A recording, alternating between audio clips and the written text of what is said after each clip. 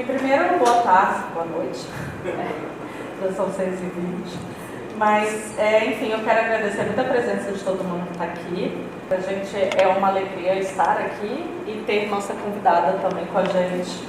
Eu vou me apresentar, meu nome é Júlia, eu estou participando junto com a Acervo Bajubá desse projeto. Primeiro eu vou apresentar a Rose, que eu acho que é importante que ela está aqui com a gente. Bem, a Rússia Sapatão tem 58 anos, mora em Paulínia.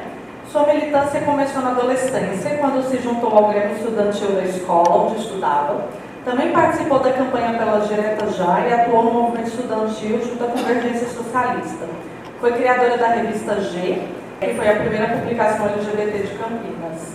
E segue na luta até hoje e sempre. Bem, hoje é dia 26 de novembro, agora são 6h20. Esse evento se chama Coleta Pública de Testemunhos, Experiência LGBTQIA+, na Ditadura. Ele é parte do projeto do Instituto Vladimir Herzog, em parceria com a Acervo Bajubá e o Arquivo Lésbico Brasileiro. E esse evento como um todo, ele é um conjunto de 3 coletas de testemunhos públicas que a gente vai fazer. Essa é a primeira aqui em Campinas, depois em Santos e uma em São Paulo. E pensando um pouco essas experiências LGBTs no contexto de ditadura, no contexto de redemocratização, pensando que particularidades também a comunidade LGBT teve nesse contexto, e pensando também as relações com as cidades, por isso que cada uma acontece em uma cidade. Ao final de cada um desses eventos, a gente convidou uma pessoa artista para se apresentar. Hoje nós vamos ter a Marília Correia, mas em outros dias vão ser outras convidadas. E esse evento, para deixar registrado, ele foi possível a partir da emenda parlamentar do deputado estadual Guilherme Cortes, do PSOL. Então esse é um ponto importante também de recurso para o projeto sobre memória LGBT. Bem, primeiro, muito obrigada pela sua presença, por ter topado estar aqui com a gente. É realmente especial. Eu que agradeço, eu acho de suma importância esse evento, esse momento histórico, né? Então, acho muito importante, acho um momento histórico. Diante desse momento histórico, inclusive, que vivemos, do que passamos, dentro do passado recente, de retrocesso. Então, eu acho muito importante a história seja sempre lembrada e dita, principalmente por nós, mulheres lésbicas, sapatão. Eu gosto dessa palavra sapatão. Não gosto de lésbica, gosto de sapatão. Então, acho importante o que se diga, o que foi o retrocesso, o que foi a ditadura para nós nesse período. Para a gente começar, você pode começar se apresentando com seu nome, data, local de nascimento e profissão atual? Bom, meu nome é Roseli de Godoy Abreu. As pessoas me conhecem por Rose Abreu. Eu nasci em Valinhos em 1967. Tenho 58 anos. Morei em Valinhos até meus 12 anos de idade. Depois me mudei para Paulínia. E desse período que você morou em Valinhos, como que você se lembra um pouco da cidade? O que você gostava de fazer? Valinhos é uma cidade bem interessante, é uma cidade... Eu gostava muito da cidade, apesar da geografia de vale, né? Muita subida e tudo. Mas enquanto criança, aquelas subidas não me faziam diferença como hoje. A minha infância, eu venho de uma família pobre. Eu sempre fui muito moleque, né? Sempre joguei muito futebol, sempre gostei muito das brincadeiras de meninas. Venho numa família de mais 2 irmãs, somos em 3 irmãs. Completamente diferentes, os gênios. Meu pai era um auxiliar de enfermeiro que trabalhava no Franco da Rocha, então com histórias bem horríveis para contar, quando chegava, né, do trabalho. Com um detalhe, ele queria que eu tivesse nascido no Franco da Rocha, a minha mãe que não deixou, ainda bem, porque ele trabalhava lá e ele achava que então seria melhor lá naquela época. Eu não, acho que não tinha INPS, que era alguma coisa assim, então tinha essa dificuldade do hospital público, porque não tinha SUS. Então, ele achava que seria mais fácil se a minha mãe fosse para lá. Mas ela bateu o pé e disse não. Então, eu nasci em Valinhos, na Santa Casa de Valinhos. E foi uma época em que eu era chamada de mulher macho na escola. O bullying era isso, né? Porque eu estudei numa escola industrial. Em Valinhos era SESI, então eu estudei no SESI 102 e lá foi a pior coisa. O meu primário era o bullying era uma coisa constante, né? Eu era uma pessoa muito briguenta também, brigava com os meninos, jogava bafo, figurinha, e aí saía altas brigas, e aí o xingamento era esse. Os meninos, a princípio, gostavam que eu brincava, que eu jogava futebol, que eu jogava figurinha, a partir do momento que eu não ganhasse. A partir do momento que eu começasse a ganhar nos jogos, pronto. Aí a briga era terrível, porque eles vinham para cima para bater, eles machucavam e falavam as coisas assim, de xingamentos. E assim foi. E dentro da minha cabeça isso, enquanto infância, enquanto não saber, né, essa questão de gênero, não saber absolutamente nada, sempre fui muito infantil dentro da minha infância. Eu não entendia muito das coisas, não pensava em namorado, não pensava em namorada. Eu não pensava nessas coisas, eu só pensava em futebol, na verdade. Eu adorava futebol. Aí depois eu adorava handebol.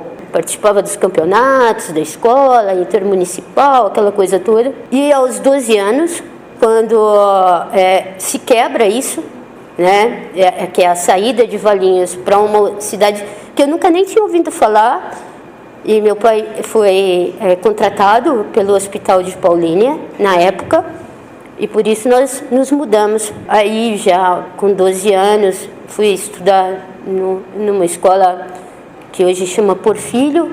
Eu não me recordo se tinha outro nome na época, acredito que sim. Mas não tem muita coisa de memória que eu tenho uns brancos que eu não consigo me lembrar. No Porfírio já estava nessa pré-adolescência e aí conhecia outras pessoas, né? E Paulínia parecia que todo mundo era rico, não tinha pobre, assim. O colégio público, todas as pessoas sempre bem vestidas, sempre com lanches maravilhosos, com a cantina cheia. E para mim era terrível num ponto estudar ali, porque meu pai trabalhava no hospital que era do lado do colégio, e qualquer coisa que acontecia, eles corriam no hospital e chamavam meu pai. Então era complicado. Fiz as amizades, né, de toda criança. Eu tinha uma facilidade muito grande com os professores, de ter um carisma, de ter uma conversa, mas ao contrário com os diretores, né? Eu sempre tive problemas com a direção do colégio. Eu acho que também muito pelo preconceito e como tinha sempre muitos problemas em casa, com a falta das coisas, com a alimentação, né? E eu gostava de ficar na escola o tempo todo. E os diretores detestavam isso, eles não gostavam dessa coisa de ficar na escola o tempo todo. Os professores não, sempre me escondiam, inclusive alguns. Eu lembro do nome de alguns professores que sempre eram muito carinhosos, me davam presentes. Eu tive amigos queridos, eu tenho acho que uma amiga que está assistindo agora, que a família dela me acolheu Eles eram da igreja presbiteriana e eles eram 5 irmãos, 2 meninas e 3 irmãos. E eu vivia na casa dela, até o ponto do pai dela, eu queria até me adotar uma época. E foi muito bom ali, aquela infância ali, foi muito bom. Aprendi algumas outras coisas, né? Comecei na igreja presbiteriana, mas gostava daquela coisa do almoço, gostava daquela coisa da música, da cantoria, gostava do bate-papo do final. E isso foi se perdendo com o tempo, com a idade já ali entre 14 e 15 anos. As meninas em Paulínia, elas namoravam muito cedo. O namoro começava com 15, com 17 casavam. Era uma coisa muito rápida o casamento, a maioria delas. Tanto é que as pessoas que eu conheço daquela época, em Paulínia hoje, que foram minhas colegas de escola, são todas casadas, vós com um monte de filho, porque era muito jovem que se casava naquela época. Existia, sim, uma cobrança de namorados. Eu disfarçava, eu fingia, até achava às vezes que gostava de algum menino. Nunca cheguei a ter uma relação sexual com nenhum menino naquela época de escola, mas sempre achava que gostava de alguém. Mas sempre as meninas, elas já começavam a surgir na minha mente como uma coisa. Gostava mais de ficar perto das meninas, gostava daquela coisa mais carinhosa, gostava daquilo, eu não sabia discernir ainda o que estava acontecendo. Eu me lembro de uma festa que eu fui com uma tia minha em São Paulo. Era uma festa árabe e eu estava no banheiro dessa festa e chegou umas meninas maiores de 16, 17 anos, eu devia ter ainda os meus 12, 13 anos, e me confundiram com um menino. E disseram, você não é esse banheiro, você é o outro banheiro, que bonitinho. E eu adorei aquilo, né? Falei, nossa, como você chama? E eu, Luiz. E aí eu fiquei sem jeito de falar que não era um menino. Fiquei com vergonha de falar que não era um menino, porque já tinham me confundido. E eu falei, deixa agora.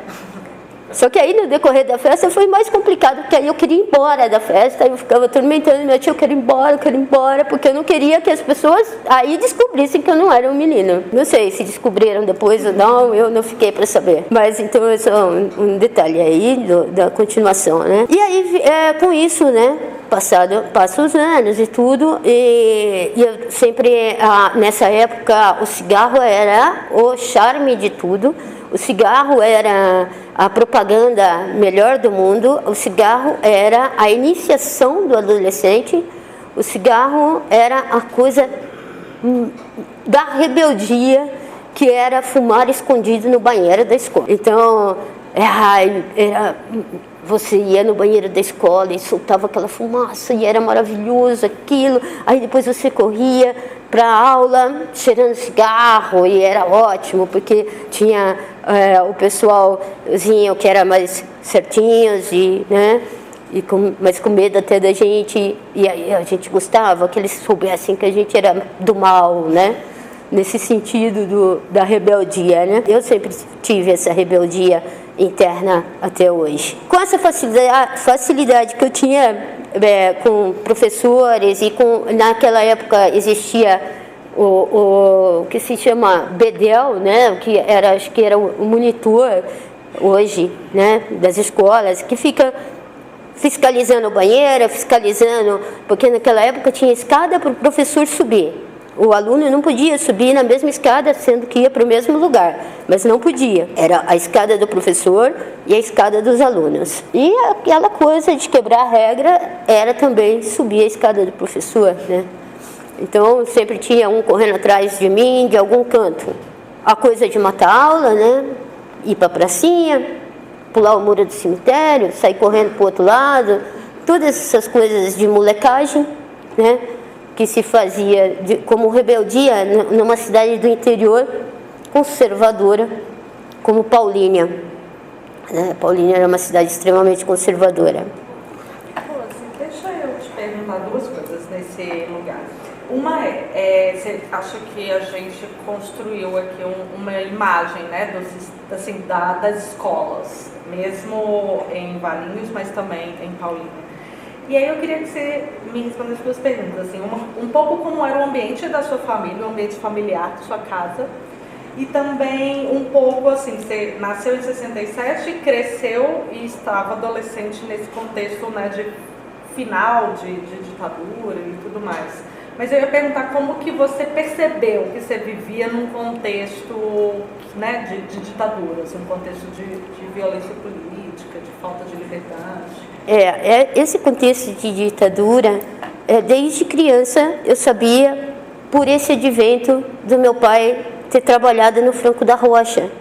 Então ele chegava contando as histórias para minha mãe, eu ouvia e eu sabia que isso chamava ditadura, que era isso que faziam com as pessoas rebeldes que levavam para o Franco da Rocha e que eles tomavam choque na cabeça. Era essa a imagem que eu tinha do que acontecia. E outra coisa que me choca também eram das histórias que ficaram marcadas na minha cabeça, era que as crianças com síndrome de Down também iam para esse lugar. Elas eram consideradas completamente incapazes e não tinha quem cuidasse. As famílias mandavam para o Franco da Rocha essas crianças com síndrome de Down, e eu acredito que muitas, eu fiquei sabendo assim da história de uma que morreu lá, mas acredito que tenha morrido muitas crianças com síndrome de Down nesse local horroroso que foi o Franco da Rocha. Era um manicômio, né, o Franco da Rocha. Então, a ditadura, ela sempre eu soube da ditadura. Paulínia, uma cidade que era considerada área de segurança nacional, porque tem a Petrobras, um polo petroquímico, então ela não tinha eleição. A primeira eleição em Paulínia foi em 1983. Aí eu já tinha 18 anos, ou 17. Aí qual foi a outra pergunta? Era um pouco sobre o ambiente familiar. O ambiente familiar era muito confuso, de muita briga. Meus pais não se relacionavam bem, tinham muitos problemas, com meu pai com álcool, minha mãe com ciúmes. Meu pai foi um homem muito bonito e realmente deu muito trabalho assim nesse quesito. Então sempre foi de muitas brigas. Eles tiveram inclusive uma separação, né?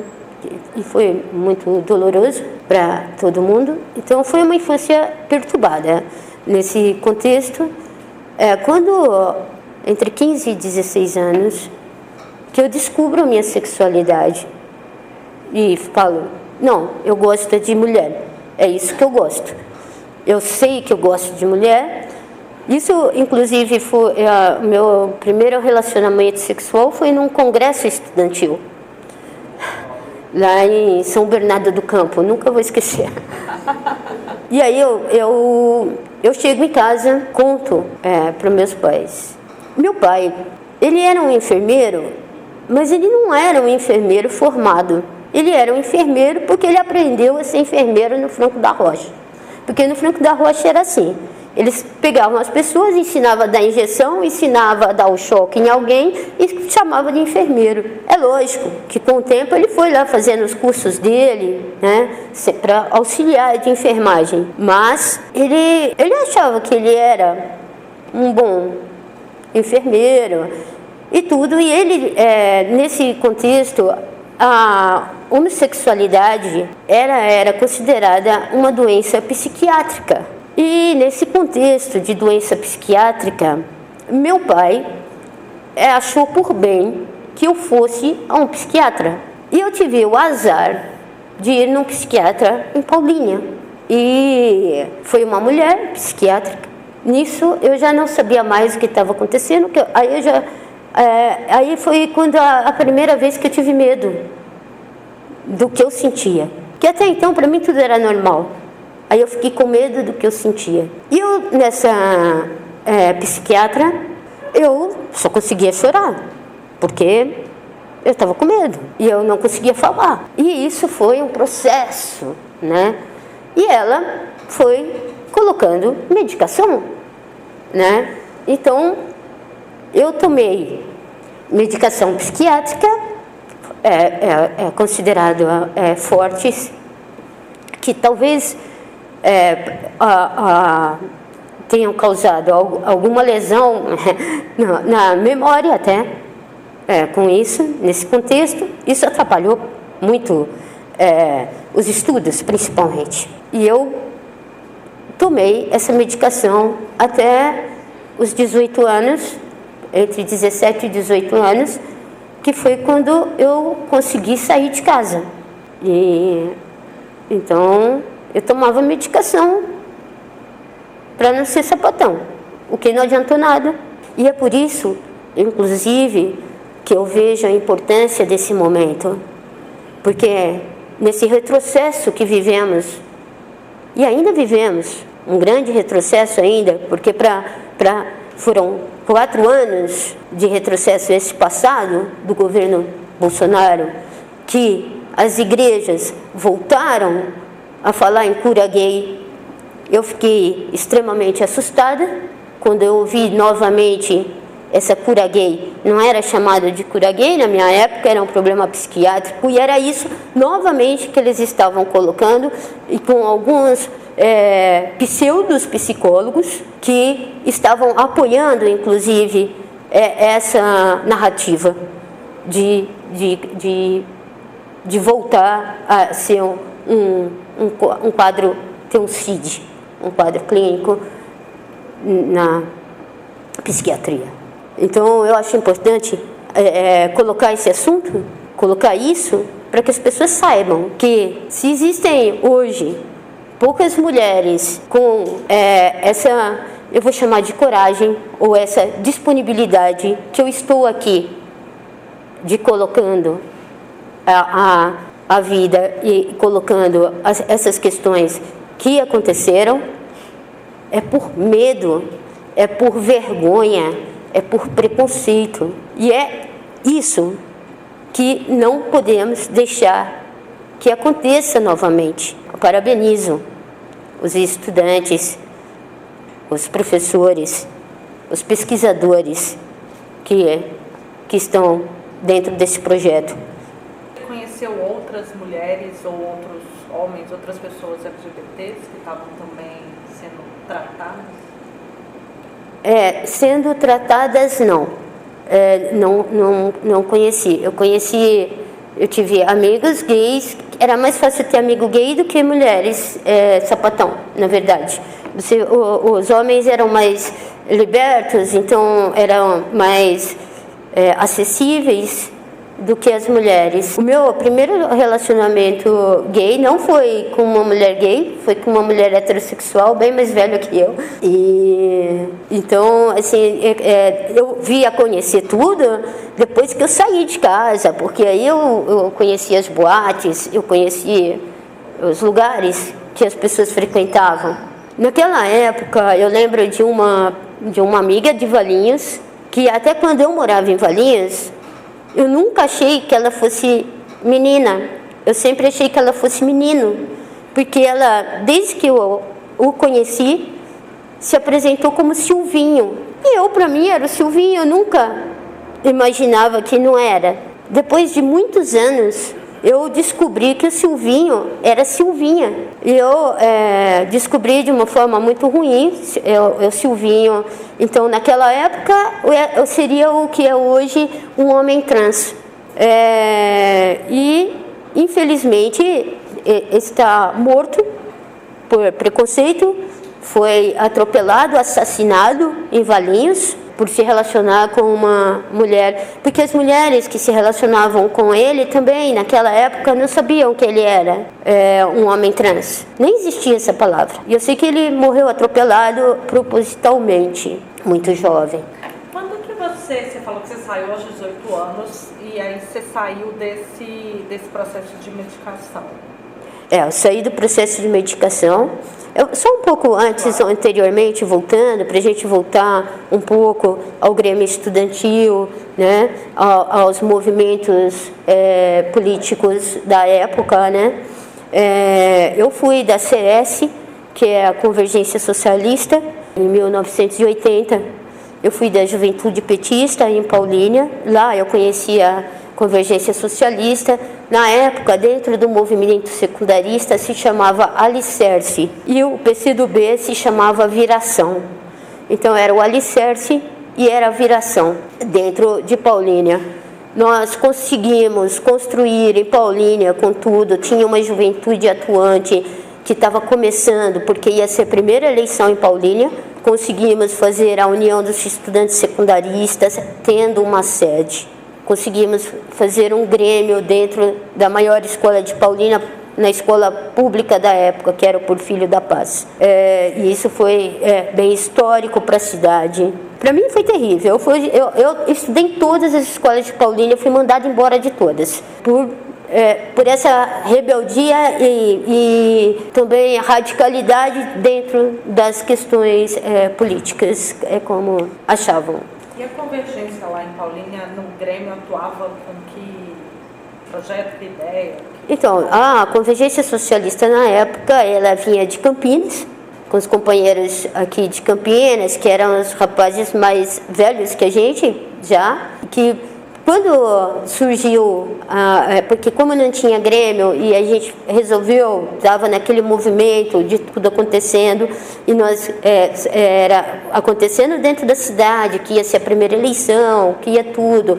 Eu me juntei ao PT e aí nós viemos conhecer Campinas, conhecemos esses estudantes que foram, e essa captação mesmo, né, de mostrar os movimentos como era. Então eu conheci o Alicerce e depois eu conheci a Convergência Socialista mais para frente. E a ideia era essa, era a revolução, a ideia até hoje. Então, lutar até vencer. Então, essa questão do movimento estudantil foi também muito forte e muito bom para eu me encontrar com outras pessoas, que aí sim também encontrei com pessoas que eu me relacionava igual a mim, que também, em sua maioria homens, mas também conheci algumas mulheres. E aí quando eu saí de casa e deixei a medicação, porque era uma coisa, eu até havia feito esse comentário com você, você ser sapatão, você estava ligada diretamente a drogas. Então, assim, você é sapatão, você usa droga. Você é homossexual, você usa droga. Agora, você usar droga não significa que você é homossexual, mas se você for homossexual, significa que você usa drogas. Era esse o pensamento, era essa a ideia que se passava nessa época, né? Tanto que assim, que era, as mães, elas falavam isso. Nossa, mas você vai usar droga? Não faça isso. Ah, você vai ser homossexual? Não seja homossexual, você vai usar droga. Então, tinha isso, né? Eu lembro de uma namorada que eu tive, que a mãe dela dizia isso. Né? O problema não era ser homossexual, era usar droga. Se fosse homossexual, ia usar droga. Mas, então, vindo para Campinas, aí parando com a medicação, mas vindo para Campinas numa fuga. Não foi uma vinda aceitável, não foi vindo com a cara e com a coragem. Aí eu fui conhecer a vida, né? E teve os momentos bons e teve os momentos cruéis de uma jovem nas ruas, né? De Campinas. Então a gente acaba fazendo mil coisas dentro do que a noite oferece e do que você precisa para sobreviver.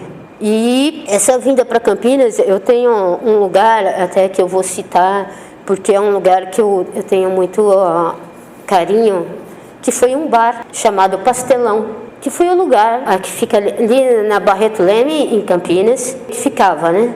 Quando eu saí de casa, eu fui morar, eu não tinha onde morar. Eu fui para um hotel, era um hotel que era considerado um hotel de programa, que ficava em frente à ferroviária, que hoje é o Centro Cultural. Tinha ali na esquina um hotel em cima, que tinham vários quartos, e as mulheres entravam, as mulheres saíam. Hoje não existe mais esse lugar. Existe, acho que o prédio, não me recordo, mas acho que o prédio está lá, porque ele eu acho que ele é um prédio tombado, deveria ser, se não é. E aí você conhece tudo de bom e tudo de ruim dentro desse lugar. E aí eu andando pela rua, porque eu não sabia o que fazer. E eu passei em frente a esse bar, o Pastelão. Eu me emociono em falar do Pastelão, porque realmente mudou minha vida.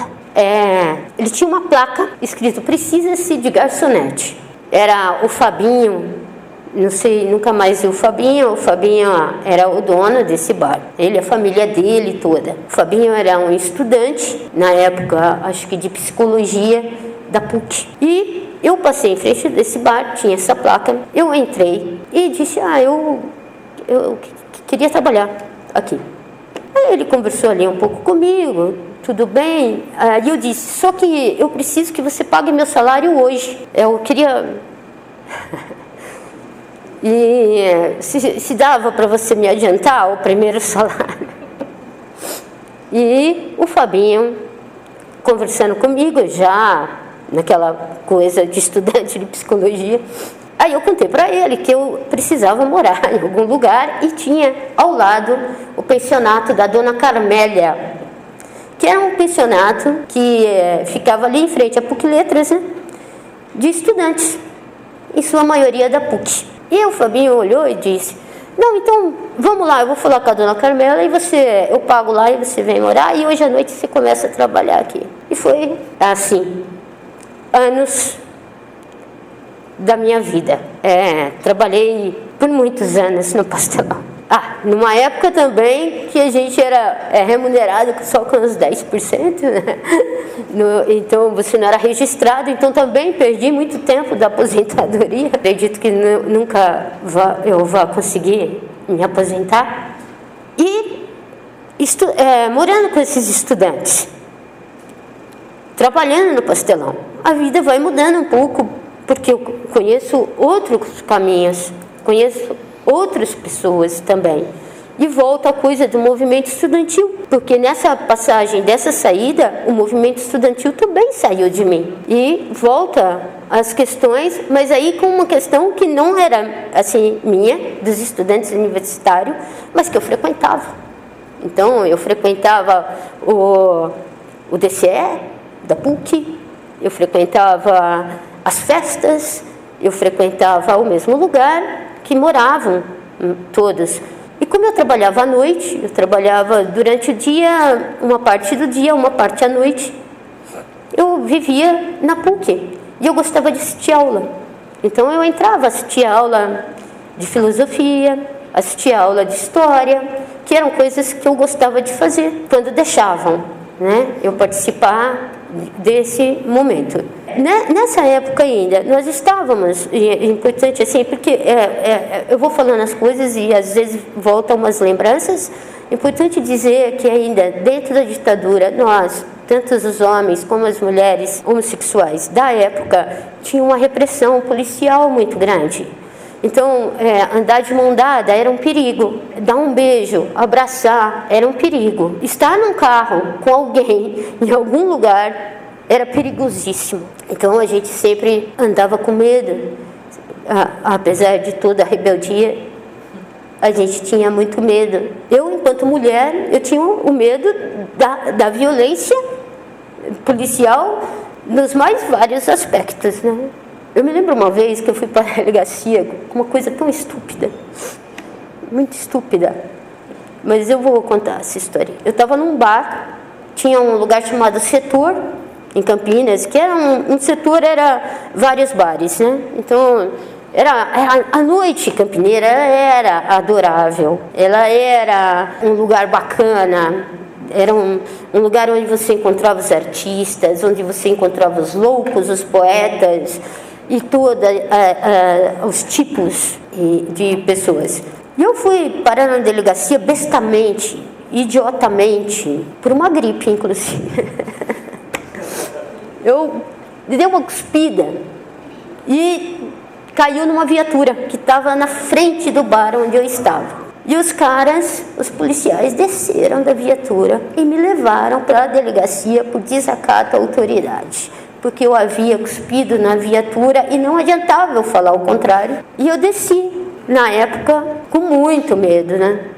E eu estava com uma tosse desesperada, eu estava muito ruim. E eu fui conversando com os guardas dentro da viatura, até chegar na delegacia. Até que quando chegou na delegacia, mas eu já estava lá, eles olharam para mim e disseram: a gente entendeu, se soubesse não tinha te trazido, mas agora você já está aqui, não tem como ir embora.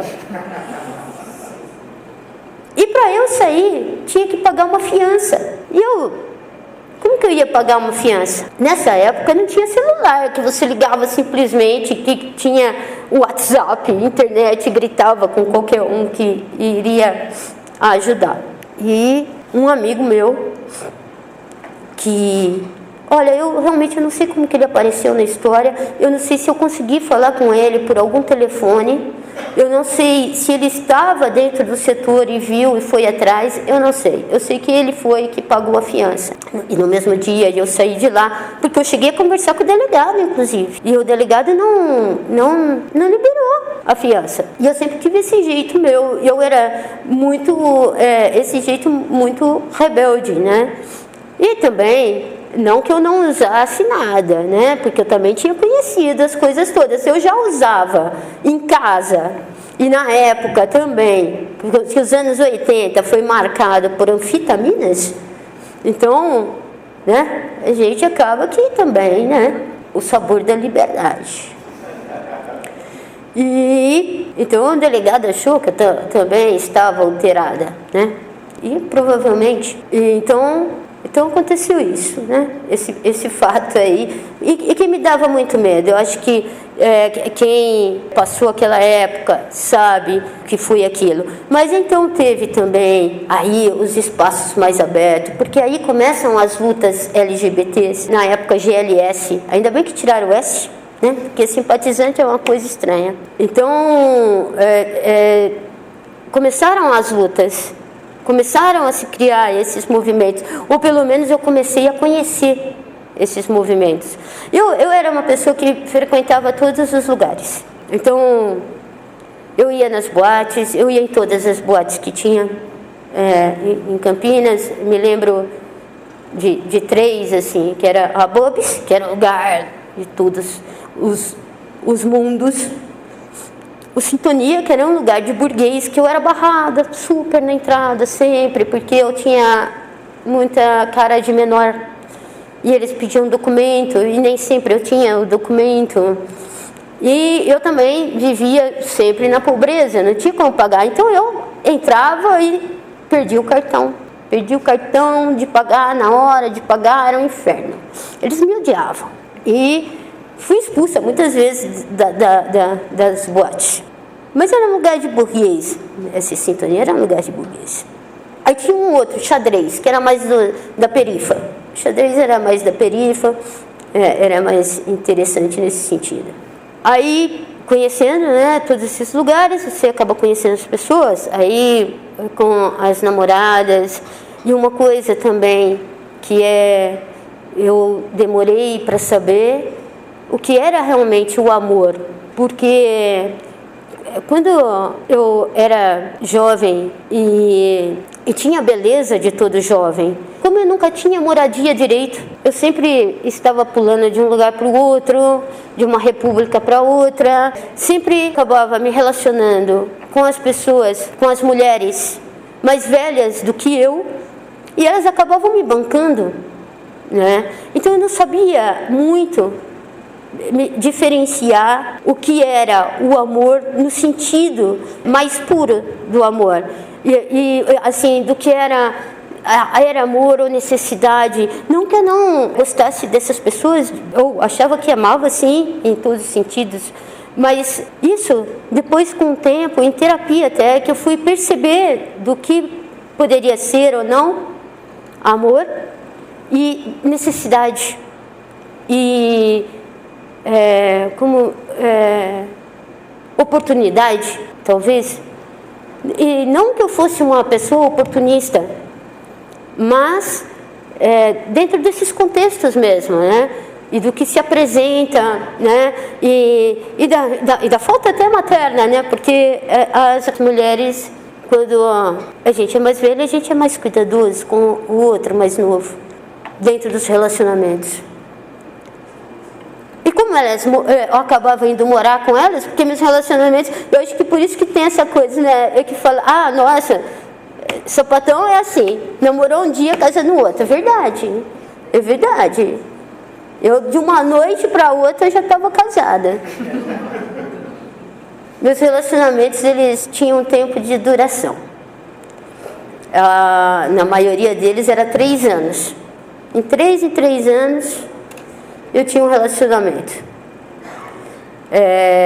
Depois, é lógico que com o amadurecimento as coisas mudaram e tudo, mas então tinha essa dificuldade. Deixa eu aproveitar, assim, até para a gente dar oportunidade para o pessoal perguntar também. Mas como na sua biografia tem essa informação, eu queria um pouquinho de informação a mais sobre o que é a Revista G, que, né, é a primeira publicação LGBT de Campinas, se você puder apresentar. A Revista G surgiu de uma conversa que estava eu, o Jari, um jornalista, e o Paulo San Martín, que era um jornalista também do Diário do Povo. O Carlãozinho, que era um jornalista também do Diário do Povo. O San Martín ainda tem notícia, o Jari de vez em quando tem notícia, o Carlãozinho nunca mais tive, nem sei dele hoje. Mas dentro de uma conversa, tal, vamos fazer, e assim, lógico, tinha uma questão ideológica muito mais minha do que eles, porque eles eram homens héteros, era mais uma questão comercial, né? Tanto é que fizemos uma super festa, passou na IPTV, na época, acho que tinha outro nome, que ia ter o lançamento dessa revista, foi feita numa boate chamada Trama, na época, o lançamento dessa revista G e tudo. E foi a reportagem de capa foi sobre os Michês, que eram da rua Regente Feijó. Nós fizemos tanto com os garotos como com quem pegava esse serviço também, né? Os garotos que também usavam o serviço dos garotos. E foi uma matéria bem bacana, assim, né? O Paulo San Martín é um super jornalista, assim, ele é ótimo, eu considero.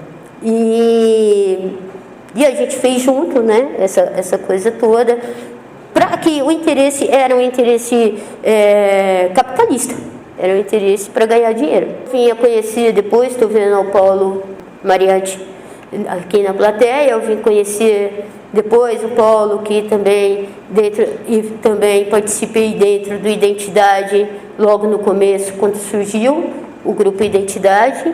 Aí vim também saber que o grupo Identidade já também tinha a questão de fazer um jornal, ou estavam fazendo alguma coisa assim, não me lembro muito bem. Mas essa revista G, eu acho que eu não sei se ela teve um segundo exemplar, eu acho que ela só teve um exemplar. Eu tenho um exemplar dela, eu queria muito ter achado ele, eu não consegui achar, para trazer aqui, mas a Júlia, a outra Júlia, e aí, então teve essa revista, ela foi nesse sentido, foi bem interessante, fizemos uma matéria que eu acho que hoje isso não tem mais em questão, mas na época em questão, você imagina você ir no motel com uma mulher. Então nós fizemos uma matéria sobre o que era 2 homens entrar no motel, o que era 2 mulheres entrar no motel. Porque já na portaria já tinha o preconceito da atendente, né? Porque não era igual hoje, né? Tudo escurinho, ninguém vê ninguém. Era só, os carros voltavam a sair, um conversar com o outro ali e tal, vão tomar cerveja, qual quarto você tá, passa lá, sabe? Era qualquer coisa assim, os motéis, né? Porque tinha fila, né? Tinha fila, você ficava na fila esperando. E era um problema isso, tanto para os homens quanto para as mulheres, a entrada no motel. Então nós fizemos uma matéria sobre isso também, bem interessante para a época. É isso, e a revista ela não teve uma continuação porque não teve esse financeiro, né? A gente não conseguiu patrocínio, a gente não conseguia vender anúncio, nem para os únicos lugares gays que tinha, que era um bar, tinha essa boate Sintonia, era a Bubs, que a Bubs até teve um anúncio. Tinha um bar de mulheres, que eu estou tentando lembrar o nome, Open Bar. Que, nossa, quando eu levei a revista lá, elas nem quiseram, elas nem... eu era mais expulsa desse lugar que qualquer outra coisa. Eles não quiseram nem ouvir, nem falar, nem nada sobre esse bar de sapatas preconceituosas com as sapatas da classe operária. Então, e havia muito isso, infelizmente, né? Porque, então, além dessa questão, porque vejam bem, como que são as questões todas, elas entram dentro de um capitalismo e entram dentro das questões sociais. Porque além de você ser sapatão, se você é um sapatão rico, a coisa é outra, em qualquer ambiente. Agora, se você é um sapatão pobre, você está ferrado, entendeu? Para os lugares. Né? Então, o preconceito existe dentro dos preconceitos, né? O oprimido oprime.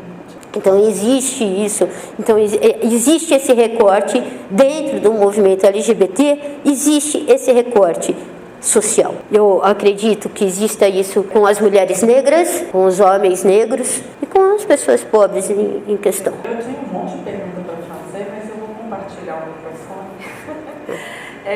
Bem, eu queria deixar aberto mesmo, se alguém tiver alguma pergunta, assim, se não tiver, eu tenho mais. Bom, muito emocionante, igual ouvir tudo. Queria recuperar um pouco e ouvir mais, porque obviamente tem estudantes, tem um universo que eu quero, por exemplo, eu acompanho essa geração, mas muita gente não. Pensar, vou voltar à sua adolescência em Paulínia, antes mesmo da conhecer os movimentos aqui em Campinas. Ainda dando convergências sociais, queria entender um pouco, ou perguntar, explorar um pouco mais, que relação tinham os grupos com o próprio movimento dos petroleiros em Campinas, porque, obviamente, quando o PT chegou ao poder também em Campinas, né, na eleição de Jacobitar, é um outro PT, né, um PT de uma base que não é o PT, por exemplo, de classe média do Toninho, por exemplo. Então, para entender um pouco como que esses temas, né, junto aos debates do movimento estudantil, com a convergência, como que se essas questões que hoje, né, passam pela questão da sexualidade, de outras identidades, de outros temas, apareciam. Como era se existia tensão nesse universo? Boa lembrança essa, uma boa pergunta. Os petroleiros eu conheci nas panfletagens de porta de fábrica. Mesmo que eu não trabalhava em fábrica nada, era uma jovenzinha, eu conhecia através da Convergência Socialista os petroleiros de Paulínia e ajudava ali com as panfletagens, com os piquetes, né? Dentro das portas de fábrica. Eu conheci o Sávio, que me apresentou a esquerda marxista. Dentro desse, falando da questão da sexualidade, dentro disso, é claro que havia sim o preconceito, mesmo a esquerda, por ser esquerda, ela não deixa de ser machista. A gente pode ser um machista com uma cabeça aberta, que vou te ouvir melhor, mas isso não significa que eu não seja. Eu posso trabalhar o meu machismo, mas não significa que eu não tenha. E dentro dos petroleiros é um pouco, não é o estudante, né? O estudante ele é mais assim. Os petroleiros eles cantavam as meninas. O próprio Genuíno quando ia para Paulínia. Então isso aí tinha, claro. Então tinha essa questão da cachaça. Então eles chamavam as meninas para as festas e te regavam de cachaça. Então, tinha assim. Como eu já tinha passado tudo que eu tinha passado dentro de casa, eu não me importava absolutamente com mais nada com relação a qualquer tipo de preconceito. Então eu não me importava em chutar o ser preconceituoso. E então eu comigo assim exatamente foi bem tranquilo com relação a isso, dentro das cantadinhas baratas, era bem dito, né? Porque aí eu já me impunha como quem eu era, porque eu já não tinha mais medo nenhum dentro desses movimentos. Mas sim, dentro do movimento da esquerda, a gente não pode falar que não existe o machismo, que não existe o preconceito, que não existe isso, que não existe. Existe também, não são seres perfeitos. Lutamos, sim, por igualdade e por tudo mais. Mas essa questão, por exemplo, do gênero, que está sendo nesse século agora, né, porque eu sou de um século passado. Esse século agora, essa questão do preconceito, ela tem melhorado, porque existe a luta do movimento LGBTQIA+, que vai também nessas portas de fábricas e também chama os petroleiros e faz a conversa. E antes não tinha essa conversa, porque nós éramos invisíveis. Olha, eu não me lembro quando foi, o ano que foi, alguém deve lembrar, em que saiu da psicologia a homossexualidade. Mas não faz muito, talvez 20 anos, eu não me recordo o ano que foi, talvez 20 anos, que nós não somos mais considerados aberração, seres doentes. Quer dizer, se a gente entrar em algumas igrejas, seremos o próprio demônio. E é isso, exatamente isso, que não podemos deixar isso acontecer novamente. Eu queria falar um pouco da questão da religiosidade dentro disso, né? Porque assim, nós somos chamados de comunistas, então somos chamados de homossexuais, somos chamados a favor do aborto, a favor das drogas, né? Com uma falta de entendimento tão grande, né? Do que é ser a favor, do que é ser contra.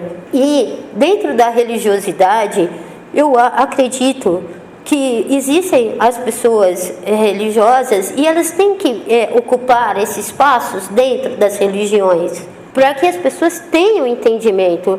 Então, por exemplo, existe uma igreja inclusiva, que é uma igreja evangélica, inclusive eu nunca fui, mas eu sei que existe. Eu acho ótimo, eu acho super importante que tenha, eu acho que tem que ter, assim como eu acho que tem que ter nos espaços. Não adianta a pessoa falar, esses dias eu vi uma matéria de alguém que era uma menina falando que ela era evangélica, e que aí ela achava que não podia ser gay porque ela era evangélica, ela não poderia gostar de mulher, e no fim ela foi se relacionar com uma mulher e hoje ela é pastora. Acho importante isso dentro desses espaços, que é necessário. Eu estou focando, às vezes, falando novamente nessa questão, porque é uma questão que surge hoje. Nós estamos passando um momento aí, o sionismo. Então é importante que se fale sobre isso, né? Sobre essas questões. Hoje, enquanto nós estamos aqui, deve ter muitas mulheres lésbicas morrendo, muitos homens gays morrendo. Não podemos esquecer da Carol, há pouco tempo, acho que é Bahia, Nordeste, que foi assassinada por ser uma jovem masculinizada, uma jovem sapatão. Então, essas coisas ainda existem. O preconceito, ele há em todas as áreas, sim, né? Dentro da esquerda a gente consegue trabalhar, porque a gente consegue ter, hoje, tem os movimentos, nós temos aqui a identidade, que pode ir pegar lá um sindicato e falar, vamos fazer uma conversa com os petroleiros, vamos fazer uma conversa com os motoristas de ônibus, vamos fazer uma conversa com os trabalhadores das fábricas e assim se abrir a cabeça das pessoas para um entendimento, para saírem da ignorância, que é onde querem novamente nos colocar. Então, eu acho isso muito importante. Boa noite, Paulo Mariante, sou presidente da Identidade, da BGV. Queria parabenizar pela realização desse encontro e primeiro falar que a questão de memória, verdade e justiça é um problema no Brasil em toda a sua história. A gente não teve memória, verdade e justiça 5 séculos de genocídio do povo indígena, não tivemos memória da justiça de 3 séculos e meio de escravização, não tivemos efetivamente memória da justiça nem os 20 anos da ditadura. Foi fazer muito tarde, né? Muitos dos carrascos já tinham morrido e, infelizmente, o próprio trabalho ficou no meio do caminho. A maior parte das coisas que a Comissão Nacional da Verdade tinha recomendado não foram feitas. E, claro, até porque a Comissão da Verdade de 2012 termina o trabalho mais ou menos em 2014 e a gente sabe o que aconteceu depois. E por isso que a gente tem que ficar ligado agora também. A Rose falou, essa é uma questão permanente. A direita está na espreita toda hora, todo dia. Besta é quem acha que não. A vida já nos ensinou. Então eu queria parabenizar e até colocar hoje no Ministério de Direitos Humanos, na Secretaria Nacional de LGBTQIA, criou um grupo de trabalho, Memória e Verdade LGBTQIA, e que vem fazendo audiências, já teve várias, eu participei de uma foi na região sudeste de Belo Horizonte, teve no Nordeste, Norte, e é muito importante isso. Senão a gente perde as referências desses períodos e daquilo que pode nos ensinar. Depoimento da Rose é um depoimento de resistência. E isso é importante, porque ainda hoje, eu concordo, a gente vê meninos e meninas andando de mão dadas na rua, eu fico feliz com isso. Mas ainda tem meninos e meninas expulsos de casa. Então, é super importante isso. Eu queria chamar uma questão para a Rose. No meu caso, né, estou com 61 anos e a minha vivência da homossexualidade foi, acho que, bem postergada, mas eu lembro de uma época que eu estava meio que tentando entender algumas coisas, que quando, antes praticamente, porque para o grupo Somos, que é falado, o primeiro grupo, não é bem assim, mas o primeiro grupo reconhecido, organizado em 79, ele foi muito pouco conhecido no Brasil. Como eu, por exemplo, estava em Pelotas, no Rio Grande do Sul, já na universidade, militância de esquerda, ninguém sabia. Eu vim a saber depois porque a convergência, na verdade não é uma convergência propriamente, pessoas da convergência, por isso que eu acho que a Rose, na convergência, teve um ambiente melhor que outros grupos, editou um livro que era Homossexualismo da Opressão e Libertação. E embora o ismo, né, hoje a gente não usa mais, mas na época, e mostrava depoimentos de organizações de esquerda. A convergência era uma que entendia como uma luta legítima, o trabalho também. E tinha dois, que eram o PCB e o MR8, que era o que a Rose falou, doença. Organizações de esquerda que era doença. Mas estou registrando falando isso porque eu nunca tinha ouvido falar de movimento homossexual. E antes de ouvir falar, o que eu recebi, qual foi a bomba que veio sobre nós? AIDS. Então o que eu queria pedir para a Rose, nessa memória dela, ao longo desse período, não digo nem de Paulinha na adolescência, já pastelão, como foi essa questão? Porque para mim, antes de eu ser militante, de eu assumir a homossexualidade e ser militante, a AIDS veio antes. Inclusive, quando eu vim do Rio Grande do Sul para São Paulo e conheci pessoas que não estavam na militância LGBT porque tinham cuidado de gente que estava morrendo.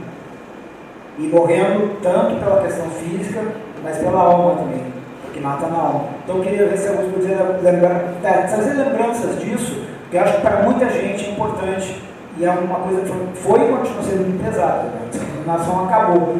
Mas hoje, pelo menos, existe tratamento, existe acompanhamento na saúde, e na época era uma coisa impensável. Né? Era isso. É uma pergunta boa e dolorida, né, para se falar. Com a questão da AIDS, eu vi muito de perto, porque eu tive na família, até voltando agora um pouco, né, para a questão familiar. Eu tive 2 tios por parte de pai que eram gays, mas não assumiram que eram gays. Os 2 se casaram com mulheres, tiveram filhos e só foi descoberto, por exemplo, um dos tios teve a AIDS e só foi descoberto no enterro dele que era gay porque encheu de biba lá e aí a mulher foi descobrir que ele era gay e tudo, e aí conversando com um amigo dele no enterro, que foi descobrir que ele morava em Santa Cruz do Rio Pardo, mas ele ia para São Paulo aos finais de semana, frequentava as boates, dizendo que ia visitar os pais, deixava a mulher e os filhos lá, e foi assim, e foi numa época de extremo preconceito. O começo dessa doença foi uma época onde era qualquer contato, você vai pegar AIDS. Se você olhar para uma pessoa que você tem AIDS, você vai pegar AIDS. Eu perdi grandes amigos nessa doença. Um dos donos do bar que eu trabalhei, o Pastelão, durante anos, eu acho que eu posso citar o nome dele sem problema. Tenho amizade com a irmã dele até hoje, a querida Isabel Padovani. O Carlos Padovani, que foi dono do Pastelão depois do Fabinho. Ele contraiu HIV nessa começo, onde não tinha ainda. E assim, eu passei minha vida cuidando do Carlão. E, assim, uma parte, né? A Abel morava em Viena, ela veio de Viena, tinha o bar, e a gente se revezava entre o hospital e o bar, na época, para cuidar do Carlos. E o coquetel era uma coisa que fazia muito mal no organismo, a pessoa passava muito mal, a pessoa ficava um pouco deformada fisicamente, um crescimento no estômago, alguma coisa assim, e era muito sofrimento. Além de ter a doença, era sofrimento tomar a medicação. Então muitos, e eu falo isso dos meus amigos, e eu não sei se fosse o meu caso, se eu não faria o mesmo, deixaram de tomar a medicação pelo sofrimento, porque achavam que não valia a pena tomar a medicação e viver daquele jeito com a medicação. Talvez um erro, talvez não, uma forma de sair mais rápido, eu não sei. Eu vejo isso também hoje com essas doenças terminais, o que é melhor nesse sentido, né? E a gente tem que... eu admiro os países que têm eutanásia. E acredito que deveria ter no Brasil também. Tivemos aí há pouco tempo o poeta Cícero, que foi morrer na Suíça. Acho que foi Suíça, não me lembro.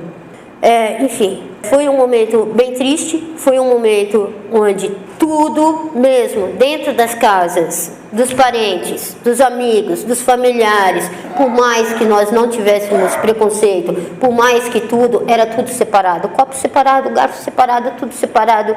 Uma distância, um medo do abraço, um medo. Então, é muito triste quem partiu nessa época, porque partiu sem o abraço, partiu com o preconceito, porque os que não eram, os que não sabiam, os que eram gays e não tinham saído do armário para a família, para os amigos, escancarou. Era isso. E não tinha outra coisa. Só era doença gay e era chamada de doença gay. Então o preconceito já veio ali, quando surgiu a doença, falou, não, é uma doença gay, pronto. Hoje sabemos que as coisas não são assim. Então, ser gay já era assim, e é gay, será que ele tem AIDS? Eu não imagino como tenha sido para os homens, porque as mulheres também tinham, só que era mais difícil você saber de uma mulher que tinha. Era mais fácil você saber do homem. Eu conheci uma mulher que teve, eu não conheci outras. Eu sei que teve várias, mas era sempre assim, o marido saía com o homem e passou a doença para ela. Era prostituta, pegou por isso. Então, era a doença dos pecadores, era a doença que Deus mandou para os pecadores. Era isso que era, infelizmente. E assim, eu perdi muitos amigos que na época também pensaram isso. Eu tive amigo que pensava isso, de achar que aquilo era um castigo, porque ele era assim. E isso é muito triste você morrer, eu acredito, achando que você é um pecador e é culpado por isso, e que você tem essa doença porque você tinha que ter mesmo. Essa doença tinha que ser sua. Você que fez tudo errado. Então você que tinha que ter essa doença. E era isso. E era assim que se pensava todo mundo. Infelizmente. infelizmente era assim que pensavam as famílias mesmo que tinham dentro de casa, muitas vezes pensavam isso, os amigos mais próximos pensavam isso e se afastavam, poucos ficavam. Não, quando a gente faz essas coletas de testemunhos, sempre entra um pouco, foi muito oportuno mesmo sua pergunta, muito obrigada, sobre a memória do HIV/AIDS nessa trajetória, né? De se descobrir LGBT, de viver a experiência LGBT e depois ter que lidar com a peste gay, né? A peste. Gente, eu vou ter que encerrar as perguntas. Eu quero muito agradecer, Lucy, foi muito especial. Eu espero que em outros momentos a gente possa conversar sobre outros assuntos que passaram. Mas assim, para nossa coleta, eu acho que como espaço de compartilhamento foi muito bonito te ouvir, assim. É importante. Obrigada. Eu quero...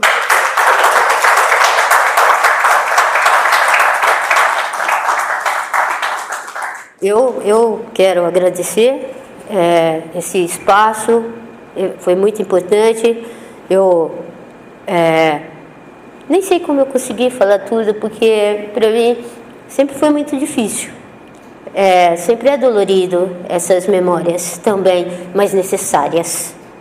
Necessárias para que a gente não pare de lutar nunca. E queria também aproveitar esse momento que está sendo gravado para dizer: do rio ao mar, Palestina livre.